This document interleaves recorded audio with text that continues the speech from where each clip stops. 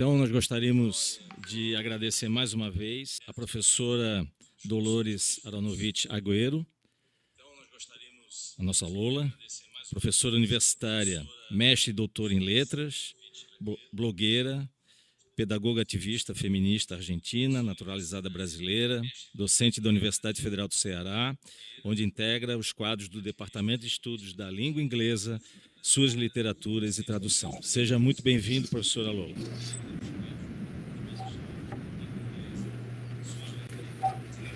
Obrigada, gente. É um prazer e uma honra estar aqui falando com vocês. Foi muito bom ouvir essas falas também, ver que a gente está no mesmo caminho. Eu tenho muito carinho por Santa Catarina. Eu vivi aí 15 anos, né? Principalmente em Joinville, mas também em Floripa. Eu fiz o mestrado e doutorado na UFSC, né, em literatura em língua inglesa, então foi uma experiência fantástica, assim, de acolhimento mesmo, né, de carinho. Eu realmente aprendi muito, né, nessa universidade, sempre eu tenho um carinho muito especial pela UFSC. Então, eu vim para Fortaleza faz 13 anos, né, e, infelizmente, desde então, eu nunca mais voltei para Joinville, né? Floripa eu vou bastante, né? Mas também foi antes da pandemia. Acho que a última vez que eu estive aí foi em 2019. Agora, a maior parte dos eventos está sendo online, né? E eu comecei o meu blog, né? O Escreva Lola Escreva, que é um dos maiores blogs feministas do Brasil, em 2008. Na verdade, eu estava fazendo doutorado de sanduíche em Detroit, né? Quando eu comecei o blog, mas eu fiquei uns 2 anos de blog enquanto eu vivia em Santa Catarina, né? E eu também fui colaboradora do jornal Notícia durante 14 anos, enfim, muitas coisas assim me ligam a Santa Catarina. E eu sou formada em pedagogia também, né? Que eu fiz faculdade uma faculdade particular, né, Associação Catarinense de Ensino, em Joinville, e eu cursei uma parte também na Univille, enfim, né, e agora eu estou aqui no Nordeste, que eu amo de paixão, e não pretendo mais sair também. Mas eu só tenho boas lembranças, né, de Santa Catarina também. Mas é muito triste ver o que aconteceu com Santa Catarina, o que está acontecendo, né, que realmente teve uma radicalização do discurso nesse estado, né? Isso é muito sério, né? Isso aí não sou eu que estou dizendo, né? Não é uma sensação. Tem muitos estudos mostrando que realmente teve um crescimento enorme, né? Uma explosão do nazismo, do neonazismo em todo o Brasil, né? Mas a gente sabe como, infelizmente, o sul do Brasil é problemático nesse aspecto, né? De ter muitas células neonazistas, né? E isso não tem como negar, né? Seria realmente tapar o sol com a peneira, dizer que a gente tem que dar nome aos bois, né? E o nome é que, assim, a extrema-direita está muito, muito ligada com a violência, né? Com o armamento, com o ódio, né? Com o discurso de ódio, com as fake news, né? E não tem como fingir que não, né, que a gente tem um presidente fascista, né, durante 4 anos no Brasil, não interferiu nessa violência, né, não aumentou, não influenciou, né, que essa violência aumentasse ainda mais. A professora e pesquisadora Adriana Dias, né, que infelizmente morreu faz pouco tempo, acho que foi em fevereiro desse ano, e que era uma das maiores especialistas em neonazismo no Brasil, né? Ela era uma grande pesquisadora da Unicamp. Ela, um pouco antes de morrer, acho que 2 anos antes, ela descobriu uma carta que o Bolsonaro, quando ainda era deputado federal, tinha mandado para um site neonazista no Brasil, né? Isso em 2004, gente. Faz muito tempo, né? Faz quase 20 anos. E nessa carta ele falava para os neonazistas que vocês são a razão do meu mandato. Quer dizer, né? E aí durante o governo Bolsonaro, a gente teve vários momentos, né, vários exemplos dessa ligação que não deveria ser aceitável, né? Quer dizer, entre o governo, né, e o nazismo. E isso é terrível, quer dizer, eu acho que é inaceitável e eu não sei, juro que eu não sei como 58 milhões de pessoas votaram nele ainda, assim, para sua reeleição. E eu gostaria de torcer para que as pessoas... eu gostaria de acreditar que essas pessoas votaram nele sem saber disso, né? Sem saber que estavam votando num grande simpatizante e num ídolo dos neonazistas, né? Mas infelizmente, acho que ficou bem evidente, né, durante todo esse tempo, o que o Bolsonaro representa, né, o que o governo dele representou, e o que uma volta da extrema-direita também representa, porque também não é só o Bolsonaro, né, gente? É uma coisa internacional, né? Tá tudo ligado, né? A eleição do Trump, né, com a eleição do Bolsonaro, na Hungria, agora a extrema-direita na Itália. Enfim, isso é muito, muito sério. O Steve Bannon, né, uma condenação muito bem sucedida, né, de influência, de convencimento de muita gente, de fake news que funcionam sem parar, né, através de grupos como o Telegram, né, o WhatsApp e tudo mais, com total conivência das plataformas, né, então isso tudo está muito ligado.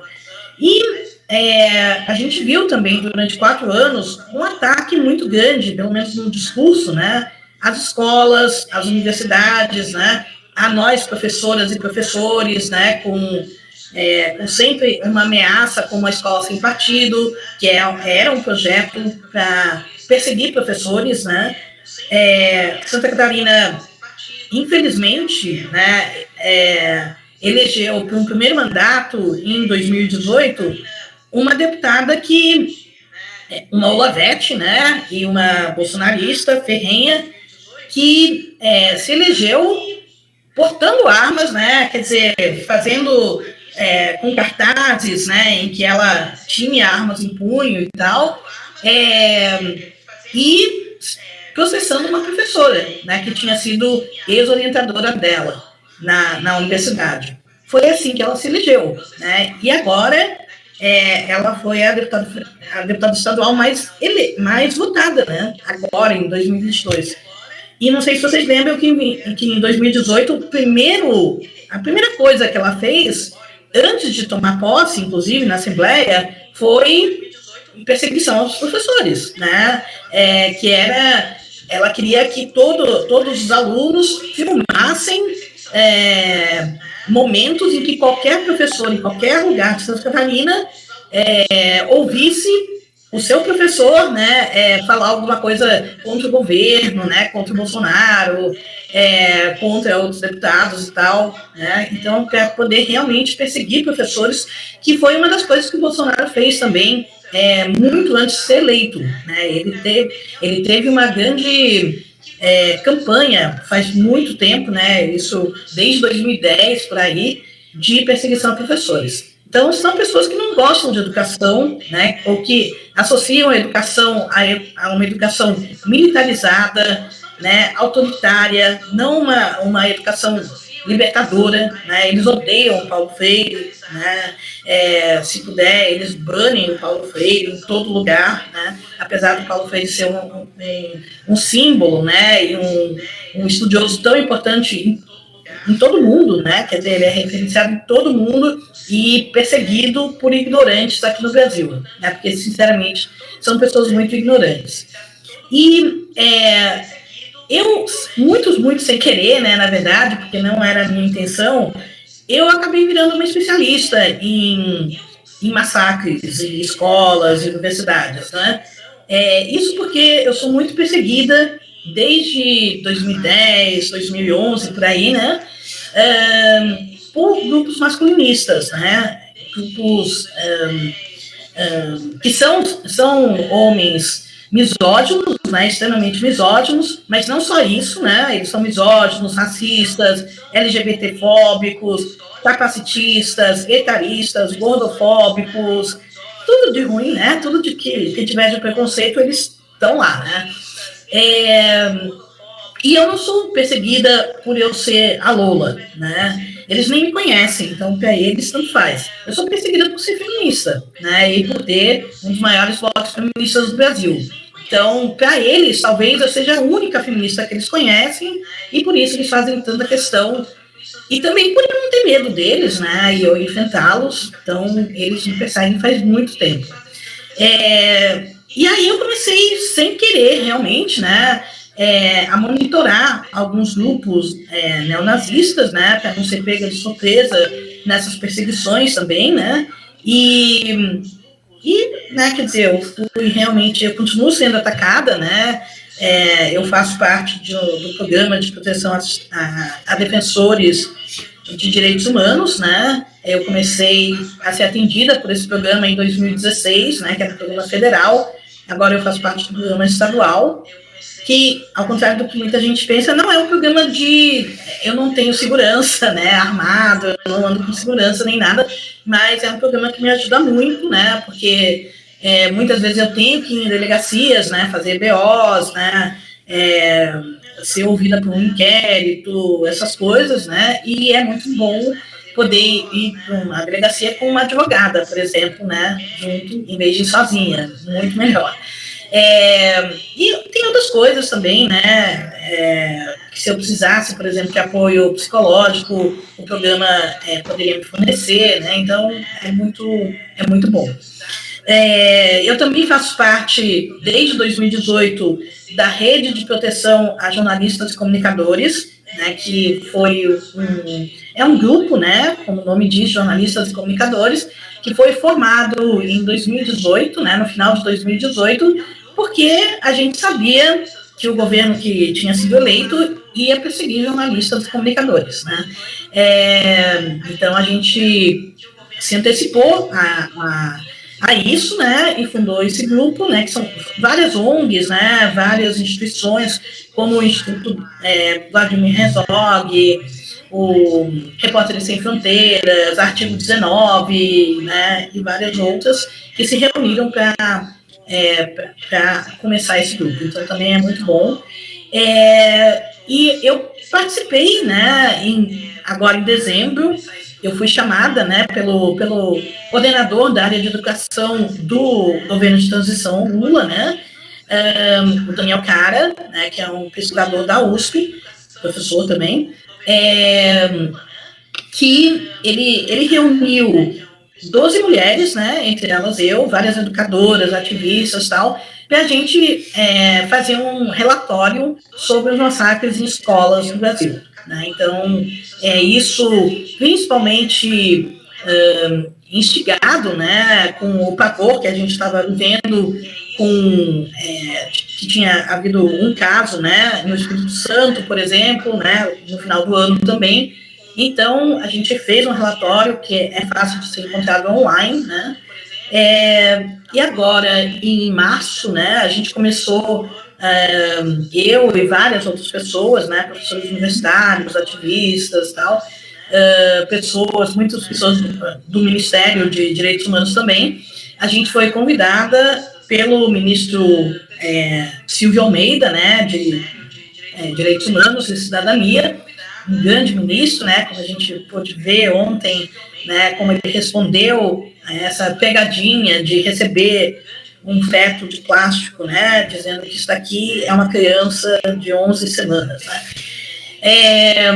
Então, o Silvio Almeida convidou várias pessoas, né, entre elas eu, e a gente está se reunindo intensamente, né, desde o começo de março, toda semana, né, umas 3, 4 horas por semana, às vezes tem 2 reuniões na semana, para discutir o combate à fake news, né, ao extremismo também, e a gente espera também poder entregar um relatório, né, mais ou menos em junho, julho, por aí, né.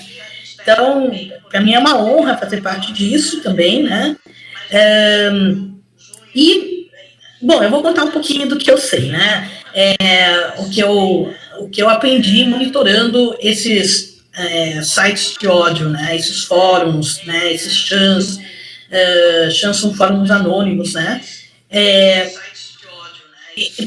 Primeiro, a coisa que eu mais aprendi é que a misoginia é a porta de entrada para drogas mais pesadas na internet. Então, a ligação entre esses grupos masculinistas, né, esses grupos misóginos, com o neonazismo é fortíssima. Né? A ligação é inequívoca. Né? Eles realmente são parceiros, né? Muitos dos misóginos são neonazistas e vice-versa. Né? Então, eles odeiam feministas, odeiam mulheres em geral, né?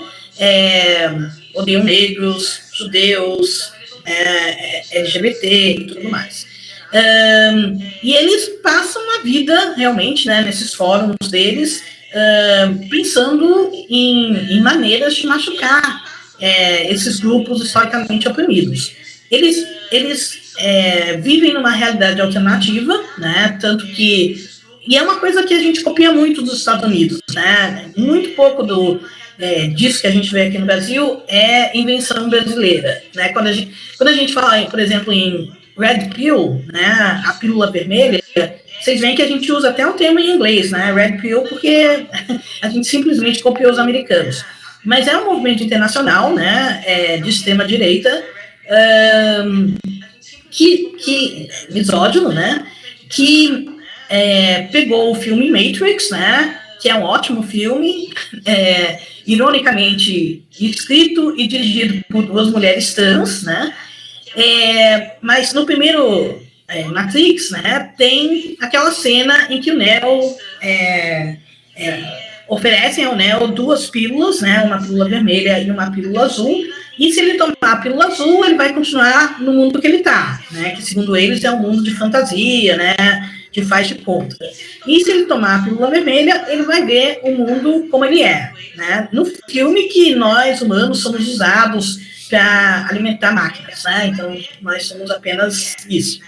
Mas os masculinistas, né, de todo mundo, eles pegaram o filme e falaram, não, na verdade, a Red Pill, né, a pílula vermelha, quem tomar a pílula vermelha vai ver o mundo como ele realmente é. E para eles o mundo é um matriarcado, né? Não é um patriarcado, gente. É um matriarcado, as mulheres dominam o mundo, as mulheres estão em todas as posições de poder, todas as leis são feitas para perseguir os homens, e os homens são as verdadeiras, os homens brancos, hétero, né, de classe média para cima, são as verdadeiras vítimas da sociedade moderna. Né? Então, eles realmente acreditam nisso, né, que não tem nenhum pé na realidade, mas a gente sabe como a extrema-direita é muito, muito ligada a teorias da conspiração, né, que não tem nenhum fundamento, ao negacionismo da realidade, né, ao negacionismo científico, né, ao ódio, à educação, né, porque a educação tem essa grande vantagem de poder libertar realmente, né, de poder levar reflexões. E então eles acreditam nessas coisas, né, esses são os Red Pill. E aqui no Brasil, eles são grandes eleitores do Bolsonaro faz muito tempo, né? Quando o Bolsonaro era apenas uma piada, né? Uma caricatura que aparecia em programas de auditório, né? Uma figura nefasta, né? Mas a gente ria dele. Isso eu estou falando de 2010, 2009. Nesses fóruns anônimos, né, de gente de extrema-direita, né, de masculinistas, ele já era tido como o candidato ideal, né, já falavam Bolsonaro presidente em 2009, né, então, uma coisa incrível, né, mas, e eles sempre apoiaram o Bolsonaro, né, assim como nos Estados Unidos sempre apoiaram o Trump, porque eles ideologicamente, eles são muito próximos, né? Eles defendem a mesma coisa, e tanto o Trump quanto o Bolsonaro são ídolos, né? São modelos que eles tentam copiar, né? E isso favoreceu muito o crescimento também, né, desses grupos de ódio, né, misóginos, no Brasil e no mundo, e isso a gente pode ver claramente, porque eles tinham canais, por exemplo, no YouTube, né? Eles tinham vários sites, vários fóruns, antes de 2016, né, antes da eleição do Trump, por exemplo, mas se vocês virem esses canais mais antigos, vocês vão ver que eles não colocavam a cara, né? Eles não colocavam o nome de jeito nenhum, usavam máscaras, usavam disfarce de voz, né? E hoje não, né? Desde 2016, com a eleição do Trump, eles viram que, poxa, o Trump e o Bolsonaro, eles falam exatamente a mesma coisa que a gente fala, né? Muito parecido, pelo menos. Eles têm uma ficha corrida gigantesca, né? De discursos racistas, misóginos, LGBTfóbicos, etc., e eles nunca foram punidos por isso, muito pelo contrário, eles foram recompensados, né, com a presidência de 2 países. Então, por que a gente vai se esconder? Né? Se eles podem, né, e são aplaudidos por isso, por que a gente vai se esconder? Então, foi esse momento que eles começaram a dar as caras. E hoje, né, com a total conivência das plataformas, né, que divulgam, né, o algoritmo divulga esses grupos de ódio, então eles cresceram muito, né, cresceram e têm voz, né, e não precisam mais aparecer mascarados, né, eles aparecem com o nome mesmo, né, e é uma tristeza, porque alguns, né, tentam se esconder, eles falam que não é um grupo de ódio, que é um grupo de desenvolvimento pessoal, né, que é um grupo de desenvolvimento dos homens. Então, se você passar 2 minutos em qualquer, né, fórum masculinista, vocês vão ver que eles só falam de mulheres, né, eles só falam mal, né, e estão sempre presos naquela fantasia, né, naquele universo paralelo em que eles são tão perseguidos. Eles são muito, muito vitimistas, né? O vitimismo é importante para eles. Então, eu tenho acompanhado esses grupos, e aqui no Brasil, em 2018, eles votaram, fizeram campanha, fizeram tudo o que eles podiam pelo Bolsonaro, não só por causa da ideologia, né, que é a mesma ideologia, mas também pela promessa de armas fáceis, né, de armas de fogo fáceis, né, de fácil acesso, mais baratas, né, porte de armas e tudo mais. Isso para eles teve um apelo muito grande, porque eles todos sonham com armas de fogo, né, eles todos têm esse fetiche, né, essa obsessão por armas de fogo, e eles têm obsessão por massacres, né? Massacres em escolas, massacres em universidades, né? Atentados, muitas vezes também a bomba, né? O atropelamento, né? Coisas assim, mas o principal são armas de fogo, né? Então, eles até ficaram um pouquinho decepcionados com o Bolsonaro, porque não foi o que aconteceu, né? Quer dizer, por mais que as armas de fogo tenham explodido no Brasil, né, teve um aumento enorme mesmo, né, em que a gente vê que teve mais clubes de tiro, né, sendo abertos do que, sei lá, bibliotecas, né, e livrarias, mesmo assim, não foi o que eles queriam. Ainda não é tão fácil, ainda bem, né, para um menor de idade, por exemplo, conseguir uma arma de fogo. Né? Os massacres que a gente teve aqui no Brasil com armas de fogo né, nos últimos 20 anos, digamos, né? Se bem que, na verdade, era só um massacre, porque o primeiro massacre que teve no Brasil foi em 2002, em Salvador, né, numa escola particular. Mas desses massacres com armas de fogo, a maior parte foi de jovens, né, que conseguiram as armas com os pais, né, o pai muitas vezes é policial, né, policial militar, então tem arma de fogo, e muitas vezes os jovens conseguiam pegar essa arma de fogo, né, e usá-la no massacre. Mas o que a gente vê direto é um incentivo aos massacres, né,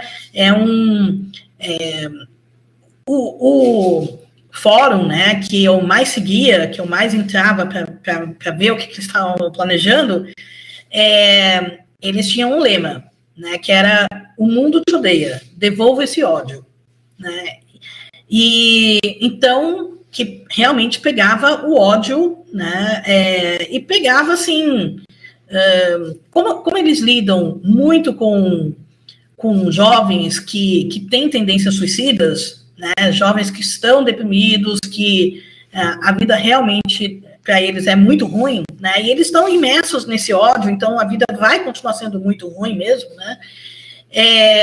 Então, uma das coisas que eles pegam quando um jovem, né, ou um adulto também, tem de tudo, anuncia que vai se matar, que vai se suicidar num desses fóruns, o que eles ouvem em troca é leve a escória junto, né? Então, antes de você se matar ou ser morto pela polícia, né, que em inglês tem até um termo para isso, né, que eles usam, que é suicide by cop, né? Então, suicídio através da polícia, né? A polícia vai te matar.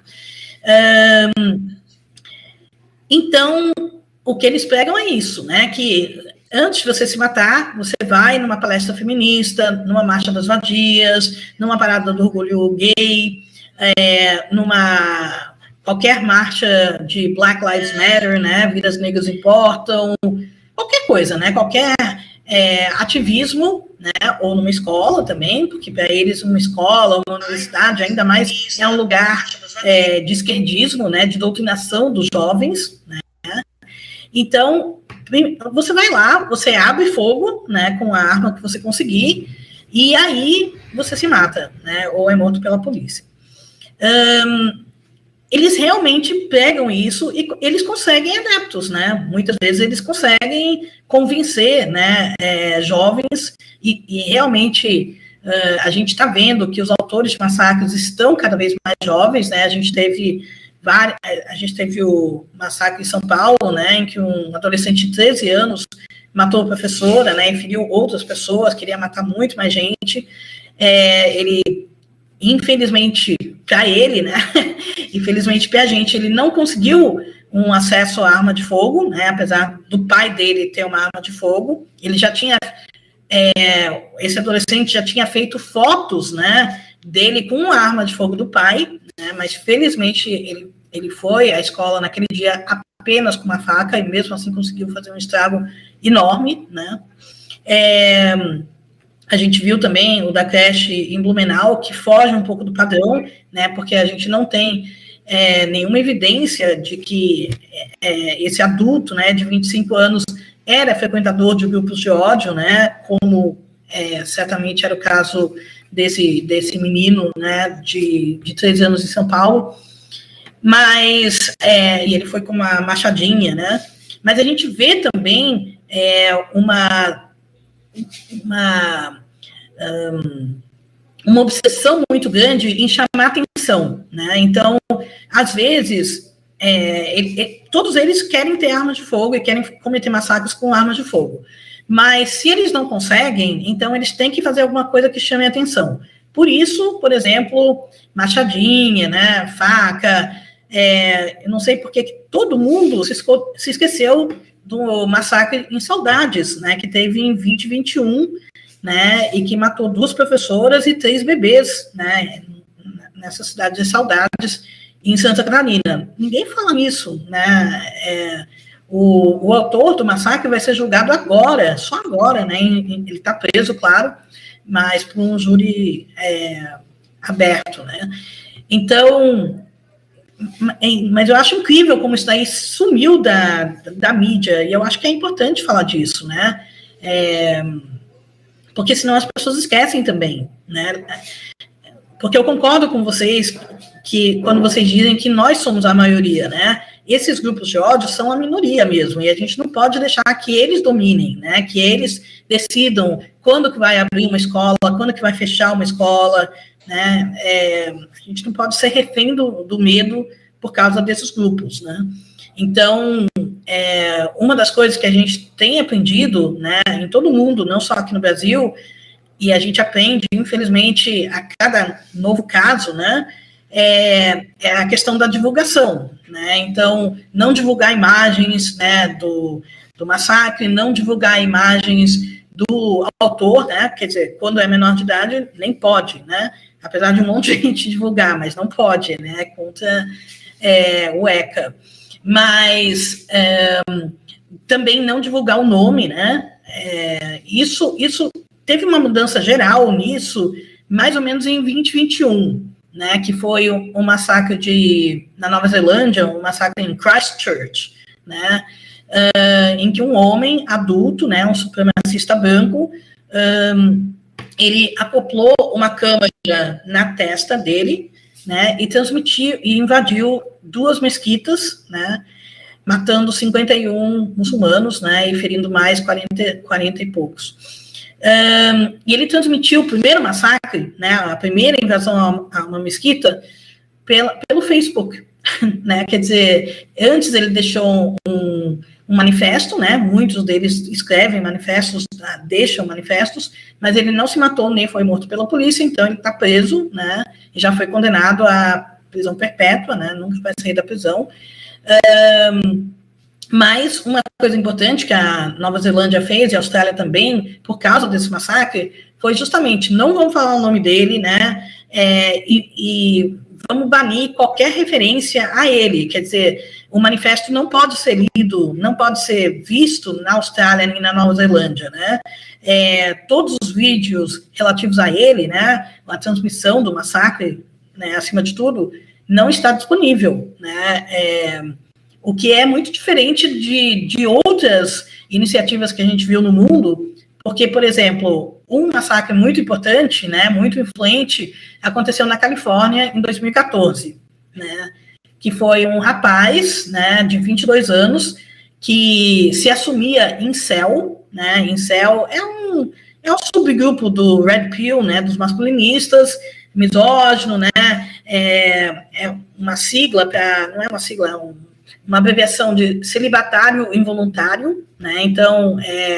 é o cara que é virgem, né, não tem namorada e é muito frustrado por isso, né, ele fica indignado que ele vê um monte de homens, principalmente homens de grupos historicamente oprimidos, né, com namoradas brancas, né, que para eles qualquer relacionamento interracial deveria ser proibido, né. E aí ele se revoltou, ele escreveu um manifesto de 150 páginas e ele tentou um massacre que, felizmente, foi um massacre muito, muito frustrado. Ele não conseguiu matar pouquíssima gente que ele queria, né? Porque uma das coisas que ele fez foi ele bateu na porta, né? De uma... Sabe, assim como tem fraternidade, né, em universidade americana, então são comunidades, assim, tinha uma sororidade, né, então um grupo de mulheres, né, um prédio onde só se reuniam mulheres e tal, um sorority, né, como se chama nos Estados Unidos. E naquele dia, esse prédio estava fechado, então ele só matou a mulher que atendeu a porta, né, e uma outra mulher que estava fora. No total, ele matou umas 6 pessoas e se matou, né? Mas ele queria matar muito mais, ele tinha armamento para isso, né? Ele tinha se preparado. E o que chama atenção é que isso foi em maio de 2014, né? Durante tanto tempo, você podia ir no YouTube, encontrar vídeos saudando o assassino, né? Homenagens ao assassino, cópias do manifesto dele, vários vídeos que ele tinha deixado, né, com falas dele, tudo isso estava completamente acessível no YouTube, né, então, e muitas vezes até recomendado, né, pelo YouTube, você assiste um vídeo e aí o YouTube te recomenda outro vídeo. Então, isso é inaceitável, né, é inaceitável que o Twitter, né, que agora realmente foi comprado por um ativista de extrema-direita, né, que é o que Elon Musk que ele responda, por exemplo, a perguntas da imprensa, né, com um emoji de fezes, né, isso internacionalmente, quer dizer, se um jornalista escreve para o Twitter, né, fazendo alguma pergunta sobre as normas da rede, né, eles respondem oficialmente com um emoji de fezes, quer dizer, né, e depois o governo de algum país, como aconteceu aqui no Brasil, decide, né, fechar como fez com o Telegram agora, né, e aplicar uma multa de R$1 milhão, enquanto o Telegram não responder, né, e não der os dados de canais que estão envolvidos com terrorismo, né, com a extrema-direita, com massacres em escolas, né, com ódio antissemita e tudo mais. Então, né, a gente vê que as plataformas precisam ser responsabilizadas, sim, né? Mas só estou dando como exemplo, né, esse caso de 2014, porque realmente me choca, né, que durante tanto tempo você podia entrar e homenagear o cara. Esses fóruns anônimos, né, que eles não estão mais... A gente se engana se a gente pensa que eles estão na Deep Web apenas, né? Não é assim, eles estão na superfície, né? Durante muitos anos eles eram os chans, né? Que são fóruns anônimos, muito difíceis de rastrear, né? Mas hoje, a maior parte não está mais nisso, né? Está em grupos como Telegram, né? Discord, no TikTok, no próprio Twitter, né?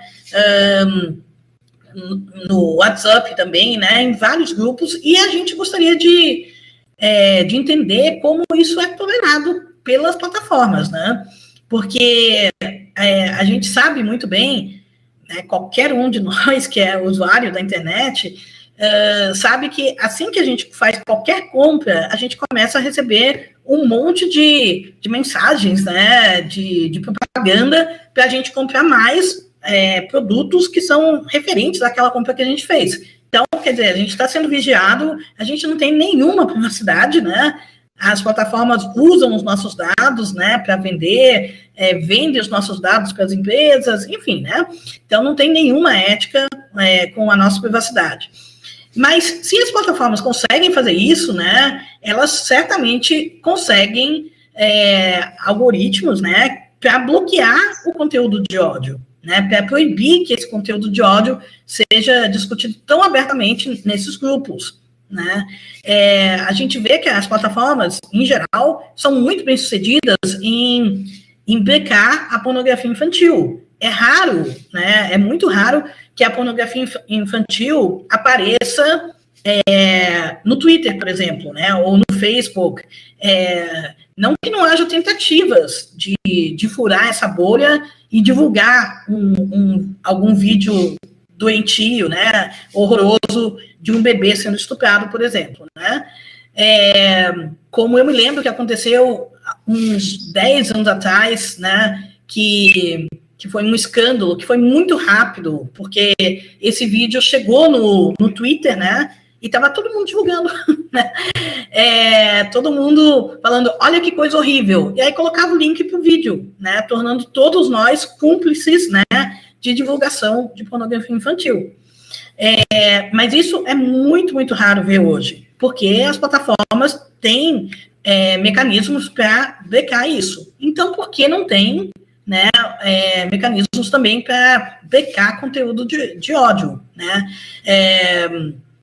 Para brecar, por exemplo, comunidades que festejam e incentivam massacres em escolas, né, e universidades.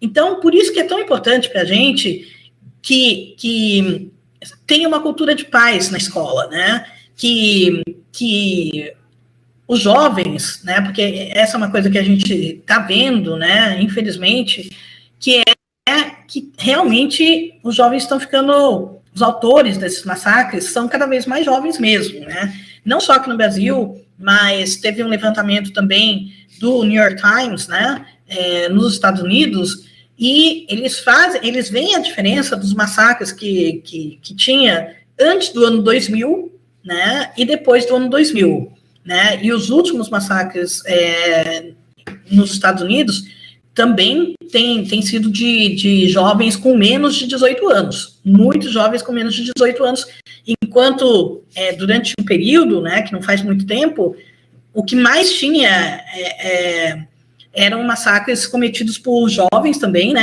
sempre homens, quase sempre brancos, né, de 18 a 25 anos, né, e agora tem muito massacre de menos de 18 anos. E antes do ano 2000, não tinha tanto massacre em escola, não tinha tanto massacre em universidade, tinha muito massacre, por exemplo, em escritório, né, em shopping, supermercado, né, lanchonete, né, os mais velhos devem lembrar desses casos. Mas era diferente. O que aconteceu de 2000 para cá? Internet, né? Quer dizer, já existia antes, mas a popularização da internet, que é tão importante para a gente, né? É tão importante para todo mundo, né? A gente não consegue mais viver sem internet, mas ela também foi extremamente importante para a popularização de grupos de ódio, né? Então, o neonazismo explodiu, né, em todo mundo por causa da internet, né? Teve todo um ressurgimento, né, do neonazismo que tinha sido bastante humilhado, né, pouco tempo antes, na década de 90, né, porque teve até um julgamento, né, de um neonazista, de um historiador, que assim como o nosso filósofo não era filósofo, né, esse também não era historiador, mas que era um negacionista do Holocausto, e aí teve uma professora, né, judia, que chamou ele de negacionista, e o cara processou ela na Inglaterra, né? E aí foi o caso de provar, né?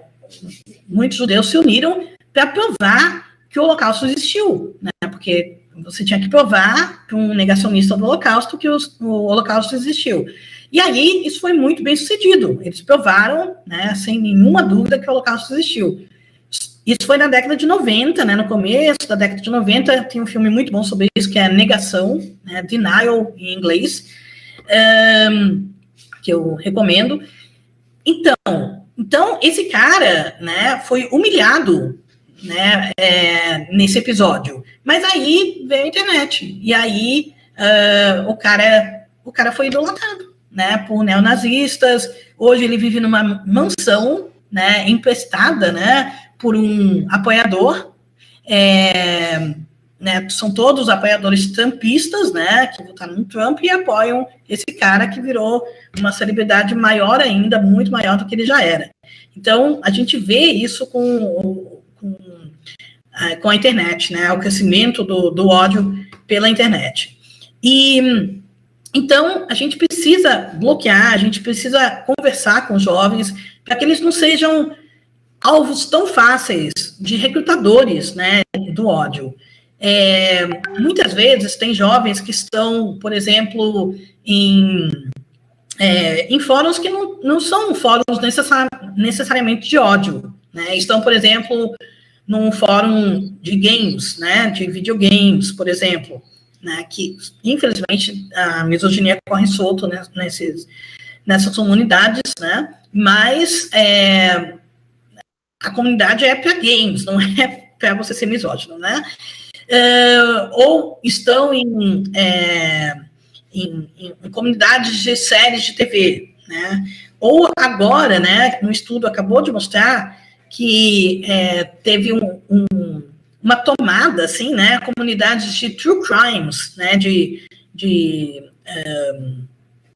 crimes verdadeiros, né, crimes de verdade, foram tomadas por apologistas de massacres de escolas desde dezembro, né, aqui no Brasil. Então, tem uma pesquisa indicando isso, né, que eu não sabia. Então, são comunidades que, se bem que é um pulo, né, gente, porque essas comunidades de true crime, elas, por exemplo, festejam serial killers, né, tem muita série, né, sobre serial killer e tal. E aí, você ir de você celebrar um serial killer para você celebrar um autor de massacre em escola, acho que está bem, bem próximo, né? Mas, então, você tem recrutadores nessas comunidades, né? E o que eles fazem?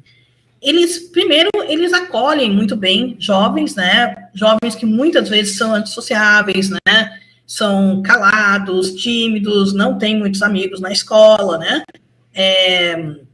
Então, nessas comunidades, eles são acolhidos, né? Eles não vão ser criticados, ou raramente vão ser criticados. E aí, os recrutadores vão conversando com esses jovens e vão, pouco a pouco, testando esses jovens, né? Testando como que está a radicalização deles.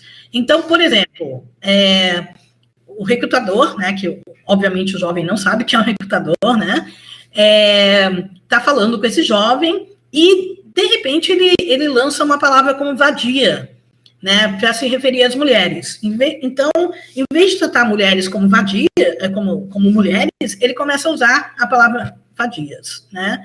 Ou, em vez de tratar negro como negro, eles começam a usar a palavra macaco. Ou, em vez de tratar um gay como, né, em vez de falar homossexual, por exemplo, ele começa a falar viado e por aí vai. E aí ele testa a reação desse jovem para essas novas palavras, digamos, né? Será que o jovem aceita isso? Será que ele fica meio assim, né? Opa, você está chamando todas as mulheres de vadias? Isso não é um pouco excessivo, não, né? Ou porque esse termo não é racista, né? Ou esse recrutador vê que o jovem não esboçou nenhuma reação, né, negativa e começa, pouco a pouco, também a usar esse termo, né? Então, de repente, o jovem não está mais usando o termo mulheres, ele está usando vadias, né? Ou pior, né? Porque depende da comunidade também. Tem comunidades que eles tratam as mulheres como bostalheres, merdalheres, né? Depósito, né? Em chans é muito comum. Se você escreve mulher, automaticamente aparece a palavra depósito, né? Porque a mulher é vista como um depósito de esperma, né? Nós somos reduzidas a isso. Então, o recrutador vai testando, né? E aí, quando ele nota que o jovem está a ponto de que já está com a cabeça pronta para ser mais radicalizado ainda, aí ele é convidado para entrar num outro grupo mais exclusivo, né? E aí tem muito ritual de passagem, né? Coisas que ele vai ter que fazer, né? Para ser aceito nessa comunidade também. Então, o Chan, que eu mais monitorava, por exemplo, né? Que o autor do Chan, né? Ele é conhecido entre eles, né? Ele já é um ícone entre eles, porque ele foi o primeiro, a primeira pessoa condenada por racismo na internet brasileira. Isso ainda em 2009, né? E aí ele foi preso, né? Em 2012 pela Operação Intolerância, né? Ficou apenas 1 ano e 3 meses preso, né? E quando saiu, começou a fazer tudo de novo, e aí ficou totalmente impune, né? Tocando terror durante 5 anos ininterruptos mesmo, né? Me perseguindo também, né? Fazendo tudo que ele podia, até que ele foi preso em maio de 2018, né? Vai fazer 5 anos que ele está preso, e ele foi condenado, né? Em dezembro de 2018, a 41 anos de prisão, né, por muitos crimes, né, como associação criminosa, pornografia infantil, racismo, né, apologia ao crime, apologia ao ódio, enfim, um monte de coisa, e principalmente terrorismo. A maior condenação para ele foi terrorismo, porque em 2016 ele enviou, ele e a gangue dele, né, a quadrilha dele, enviaram um e-mail para o reitor da minha universidade, né, da UFC, dizendo que se eu não fosse exonerada, haveria um massacre, né, a bombas na UFC, né, e aí eles tinham que decidir entre demitir essa porca imunda, né, ou passar uma semana recolhendo pedaços de 300 cadáveres na UFC e em hospitais universitários também, né. Então, isso daí é terrorismo. Você não precisa cometer o ato terrorista para ser considerado um terrorista, né? Só que, infelizmente, acho que em 2020 ou 2021, é difícil saber porque está em segredo de justiça, então a gente não tem acesso, né? A pena dele foi... O advogado dele conseguiu tirar, né, a condenação por terrorismo e aí a pena dele caiu para apenas 11 anos, né? Então, ele pode sair da prisão praticamente a qualquer momento, né? E aí ele vai voltar a fazer exatamente o que ele fazia antes, né?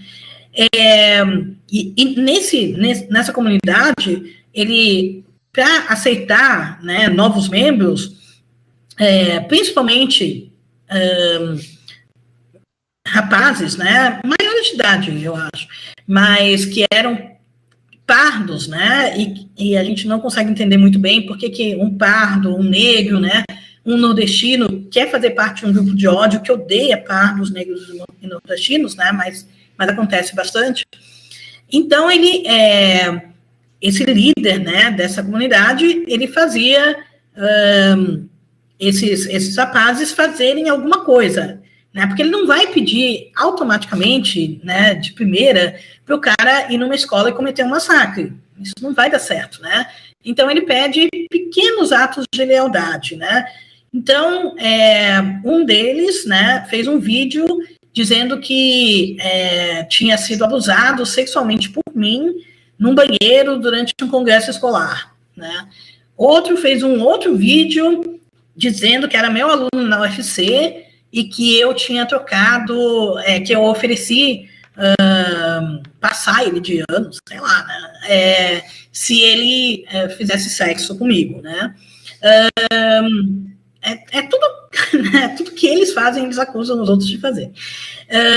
Outro fez um vídeo dizendo que era meu filho, né, e que eu o tinha abandonado, né, ele fez um vídeo quase chorando, muito comovente até, ótimo ator, que eu tinha abandonado ele assim que eu descobri que ele era assim que eu descobri que estava grávida, né, e que ia ser um feto masculino, né, e como eu sou feminista, eu tenho que matar todos os fetos masculinos, mas a vozinha dele, né, a minha mãe, me convenceu a ter esse filho, né, e aí eu abandonei os dois, enfim, né, coisas desse tipo. Então, eles tinham que fazer esses vídeos, e quando você entrava nessa comunidade deles, você via que eles... todo dia eles falavam de massacre em escolas, né? Todo dia eles tentavam instigar um massacre, né? E, na verdade, um mês depois desse cara ser preso, né? Em junho de 2018, um dos moderadores desse Chan, ele deixou um recado no Chan, né? Dizendo que ia se matar, né? E aí ele ouviu, em troca, o que eles sempre falam, que é leve a escolha junto. Aí, né, ofereceram para fazer uma vaquinha, né, para pagar uma passagem para ele aqui para Fortaleza, né, para ele me matar, tal. Mas não, ele saiu na mesma noite, né, na pequena cidade onde ele morava, que era Penápolis, né, em São Paulo, e foi numa praça e matou uma mulher que ele nunca tinha visto na vida, e vice-versa, né? E aí ele andou um pouquinho e se matou também, né? Isso para mim foi muito chocante, porque a gente sempre fica falando que não, eles não vão fazer, né? Então, muito mais importante do que a gente ter policiais armados, né, em escolas, o que os casos nos Estados Unidos já demonstraram que não funciona, né, porque a gente tem massacres em escolas, né, centenas de massacres há tantos anos, né, há décadas, e você tem um policiamento forte, né, armado em escolas, e isso não está resolvendo, né. Então, muito mais importante que isso é você ter monitoramento, assim como eu, que sou, sinceramente, quase uma analfabeta em internet, né? Não sou uma hacker, nunca entrei na Deep Web, tem um monte de coisa que eu não sei fazer, mas se até eu consegui monitorar durante muitos anos esses grupos de ódio na internet, certamente agentes da Polícia Federal, né, da Polícia Civil, das delegacias de crimes cibernéticos, né, conseguem fazer um trabalho muito, muito mais eficaz do que eu. E eles estão fazendo, né? A verdade é que eles estão trabalhando, né? Para cada massacre que acontece, são centenas de massacres que são impedidos, né? Porque simplesmente você está monitorando, você consegue ver mais ou menos qual é a hora certa de fazer uma busca e apreensão, por exemplo, né? De tentar prender essa pessoa, né, ou tirar um pouco essa pessoa, né, quando é menor de idade, do convívio escolar, né, para que ele não possa cometer um massacre na escola. Então, E geralmente é quando esse jovem ou adulto começa a deixar fotos, né, com ele armado, por exemplo, mostrando as bombas caseiras que ele já fabricou em casa, com as máscaras que ele vai usar, com suásticas, né? Então, quando ele começa a mostrar isso nas redes sociais, é a hora de fazer a busca e apreensão, né, e impedir que essa pessoa realmente cometa um massacre. Então, são centenas, talvez milhares de massacres que têm sido impedidos, né, nessas últimas semanas, né? Isso a gente tem que louvar, né, aplaudir a polícia por usar a inteligência, né, provando que a polícia pode ser inteligente, né, e impedir massacres, né. Isso está acontecendo, né, tem acontecido desde a época de Saudades, na verdade, né. Eu me lembro que foi em maio de 2021, e naquele mesmo mês de maio, a polícia impediu outros 5 massacres que viriam logo em seguida às Saudades, né, em vários lugares do país, né. Mas a gente está num momento crítico, né, num momento terrível, e ainda bem que a gente está com um governo progressista, né, um governo de esquerda, um governo que repudia, né, cada massacre, ao invés de se manter em silêncio, como foi com o Bolsonaro, né, durante os vários massacres cometidos também durante o governo dele. Só não foi cometido mais porque as escolas ficaram fechadas, né, durante 1 ano e meio, né, então não teve massacre com as escolas fechadas, né. Mas a gente teve massacre de Suzano, né, em 2019, teve vários em 2021, 2022, né. E agora, né? Porque essas pessoas não vão embora e a gente deixar de falar delas também não vai fazer com que elas desapareçam, né? Com que esses massacres desapareçam. Então, ainda bem que a gente está com isso como um problema, né? Que não responde ao lobby das armas, né? Que não tem que fazer propaganda das armas, como fazem, né? Os bolsonaristas, tanto os deputados, né? Quanto o ex-presidente, quanto os filhos, quanto todo mundo, né? Que direita parece que você tem que fazer lobby das armas, né? E o lobby que eles fazem ainda principalmente nos Estados Unidos, aquele negócio, né, cada vez mais cínico, de que em escola poderia ter sido impedido se os outros estudantes, né, de 12 anos estivessem armados também, né? Aí a gente poderia ter um tiroteio e o atirador não conseguiria matar tantas crianças, né? E aí, como esse tipo de discurso não é bem recebido pela sociedade, né? Ainda bem, né, que a sociedade vê esse cinismo, e a maior parte da sociedade brasileira, pelo menos, é contra o armamento, né? É contra o porte de armas. A maior parte da sociedade vê as armas como um problema, né? Não como uma solução, né? Não como um objeto de desejo. Então, a gente tem que usar isso, né? A gente tem que usar isso para trazer uma cultura de paz para a escola. Isso é muito difícil, né, para nós, professores, porque a gente foi muito, muito perseguido durante, na verdade, foi bem mais do que 4 anos, né? A Escola Sem Partido existiu durante muito tempo e causou um grande trauma em muitos professores que se silenciam, que têm medo de falar alguma coisa, né? De deputadas como essa que vocês têm aí, que encorajam alunos a filmarem, né? Então, mandem as imagens para a gente, né? E aí a gente vai divulgar essas imagens, né? Vai queimar o professor na rede, né? Vai fazer com que ele seja demitido e tudo mais. Então, é muito difícil, porque a gente entende, né? E não, como eu falei, não é uma sensação, não é uma opinião, são fatos, né? São fatos, tem pesquisas, tem estudos, né? Tem levantamentos mostrando isso. Que essa violência nas escolas é causada, incentivada, né? Semeada pela extrema-direita, né? Então, isso não pode ser escondido, né? Não dá para fingir que é um rapaz que acorda, né, num dia ruim e pega uma arma e vai lá atirar.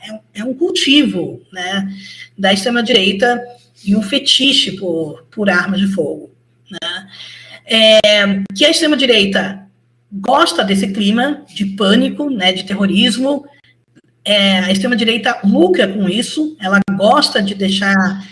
porque isso incentiva, por exemplo, homeschooling, né, que as pessoas parem de mandar as crianças para a escola, né, e fiquem fechadas em casa, e aí, fechadas em casa, a gente pode ensinar a criança apenas o que ela deve ouvir, né, que contra qualquer tipo de diversidade, né, contra a paz, né, a favor do armamento, a favor do ódio, né,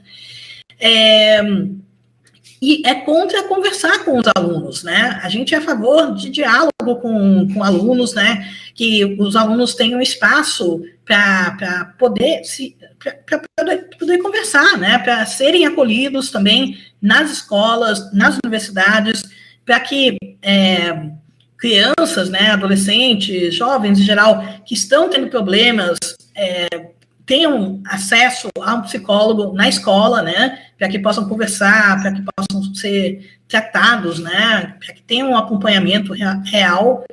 Isso tudo é muito mais eficaz, né, do que um policial armado na escola. Muito mais, né, tem vários estudos que mostram isso. Então, a gente precisa realmente se empenhar para isso, e é muito difícil, né, porque, assim...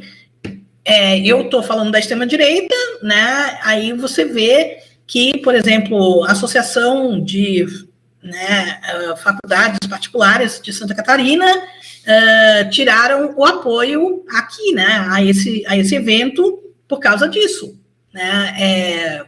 Porque eles sabem que a gente vai nomear quem deve ser nomeado. Então, é difícil porque nós vamos continuar sendo perseguidos, mas... é inevitável, gente. A gente tem que confrontar o que a gente viveu nas últimas semanas, né, com esse clima de terrorismo, né, centenas de ameaças, né, de imagens que foram divulgadas em todo o Brasil, né, em várias universidades e escolas, várias pessoas que conseguiram não abrir, quer dizer, várias escolas que no dia 20, né, de abril, na última quinta-feira, tiveram uma evasão enorme. A gente não pode permitir isso, né? A gente não pode permitir que um grupinho de ódio mande na gente, né? E mande no país. Bom, gente, eu já falei demais, desculpem, né? Espero que eu tenha contribuído um pouquinho, e parabéns pelo evento, eu espero que saiam muitos bons frutos disso, né? E que a gente continue combatendo esse armamento, né, nas escolas, esse ódio, né, que a gente vê na internet, e que sempre vai chegar nas instituições. Obrigada, gente.